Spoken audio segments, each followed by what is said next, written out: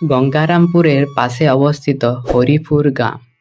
সেখানে সবুজ ঢেউ খেলতো আর সোনালি ধানের শীষ সূর্যের আলোয় ঝলমল করত। এই গ্রামে বাস করত দুই বন্ধু, তিনু আর মধু। দুজনেই খুব পরিশ্রমী কৃষক। তাদের দুজনের জমি ছিল। দিনু তার নিজের জমিতে কাজ করত আর মধু কাজ করত তার বাবার জমিতে। তারা দুজনেই খুব ভালো বন্ধু ছিল এবং একে অপরের প্রতি খুব সৎ ছিল।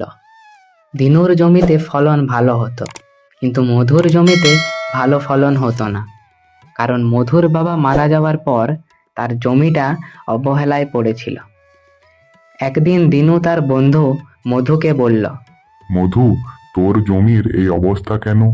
তোর তো ফসলও ভালো হচ্ছে না। মধু হতাশ হয়ে বলল, ভাই, আমার বাবা নেই। আমি একা একা জমি সামলাতে পারি না।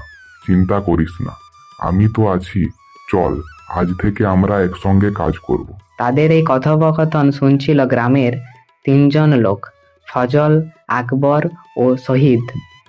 ফজল ছিল একটু লোভী, আকবর ছিল একটু অলস এবং শহীদ ছিল খুব ভালো মনের মানুষ। দিনু, তুই কেন একা একা ওকে সাহায্য করছিস? তোর তো অনেক কাজ আছে। হ্যাঁ দিনু, তোর তো কোনো লাভ হবে না। লাভের কথা ভাবলে তো আর বন্ধুত্ব হয় না। শহীদ এগিয়ে এসে পরে বলল, দিনু ঠিক বলেছে, বন্ধুকে সাহায্য করাই তো সব থেকে বড় ধর্ম। দিনু আর মধু একসাথে কাজ করতে শুরু করলো। তারা একে অপরের সঙ্গে কাঁধে কাঁধ মিলিয়ে কাজ করতে লাগলো। তারা দিনরাত পরিশ্রম করত আর শহীদ তাদের দেখা দেখি মাঝে মধ্যে এসে সাহায্য করত। ফজল আর আকবর তাদের দেখে হাসাহাসি করত। ফসল কাটার সময় এলো। দিনুর জমিতে আগের মতোই ভালো ফসল হয়েছিল, কিন্তু এবার মধুর জমিতেও ভালো ফসল হয়েছিল। মধু তার জমির ফসল দেখে খুব খুশি হলো। তোর সাহায্য ছাড়া এটা কোনোদিনও সম্ভব হতো না। আমি আজ বুঝতে পারলাম, তুই আমার পাশে না থাকলে আমি কিছুই করতে পারতাম না। আমরা দুজনেই তো একা, আর এই ফসল তো আমাদের দুজনেই।